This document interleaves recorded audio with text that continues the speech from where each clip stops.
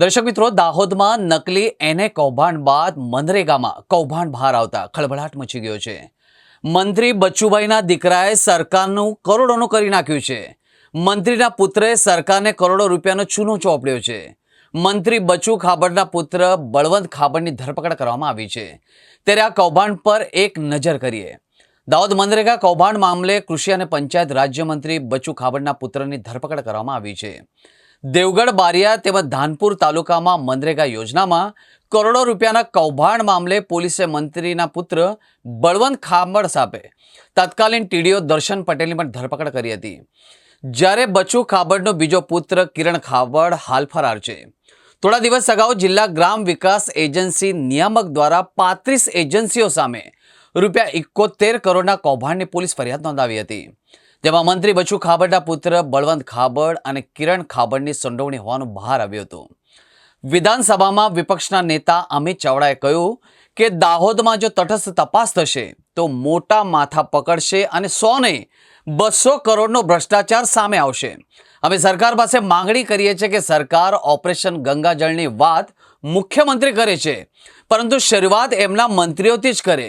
એક તરફ kernel Sofia Qureshi વિરુદ્ધ મધ્યપ્રદેશના મંત્રી વિજય શાહે વિવાદાસ્પદ નિવેદન કર્યું હતું.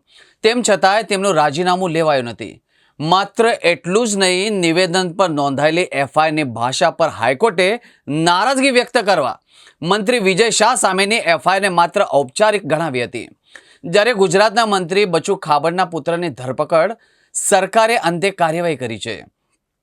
તપાસમાં ખુલાસો થયો છે કે બળવંત ખાબડ અને તેના ભાઈ કિરણ ખાબડ એક એજન્સીમાં ભાગીદાર હતા.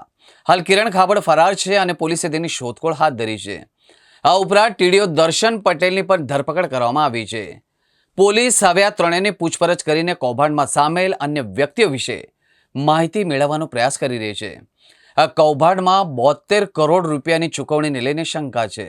ભારતીય જનતા પાર્ટીના 30 વર્ષના શાસનમાં ભ્રષ્ટાચાર એ શિષ્ટાચાર બની ગયો છે અને જ્યારે ભાજપ સરકારમાં જે વહીવટકર્તાઓ છે, જેના હાથમાં સત્તા છે, જેણે ભ્રષ્ટાચાર રોકવાના શપથ લીધા છે, પારદર્શક વહીવટ કરવાની જવાબદારી છે, જ્યારે એ જ લોકો અને એમના મળતિયાઓ સીધા ભ્રષ્ટાચારમાં પકડાય ત્યારે એનો સ્પષ્ટ મતલબ છે કે આજે ગુજરાતમાં વાડ જ ચીબડા ગળે, કોટવાલ જ ચોર છે એવી સ્થિતિનું નિર્માણ છે.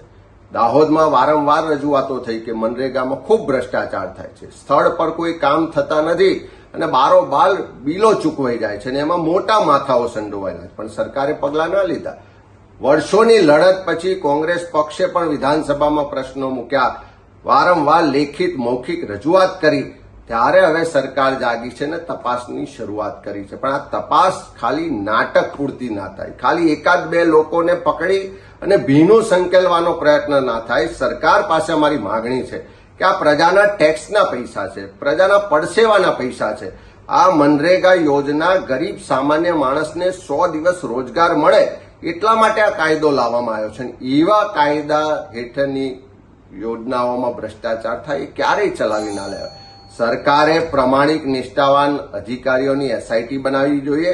દાહોદમાં જો તટસ્થ રીતે તપાસ થશે તો હજુ પણ મોટા માથાઓ આમાં પકડાશે અને 100 કરોડ નહીં 200 કરોડ કરતા વધારેનો ભ્રષ્ટાચાર બહાર આવવાનો છે. ત્યારે સરકાર પાસે માંગણી કરીએ છીએ કે ઓપરેશન ગંગાજળની વાત મુખ્યમંત્રી શ્રી કરે, પણ શરૂઆત પોતાના મંત્રીમંડળથી તો કરો. આજે એમના જ પરિવારના સભ્યો આ ભ્રષ્ટાચારમાં સંડોવાયેલાનું બહાર આવ્યું છે, તો તટસ્થ તપાસ કેવી રીતે થશે? તટસ્થ તપાસ કરાવવા માટે પ્રમાણિક અધિકારીઓને મોકલવા પડશે અને સરકારે પણ પોતાની પ્રમાણિકતા આમાં દર્શાવવી પડશે અને ઓપરેશન ગંગાજળની શરૂઆત પોતાના મંત્રીમંડળથી સરકાર કરે એવું આજે ગુજરાતના લોકો ઈચ્છી રહ્યા છે.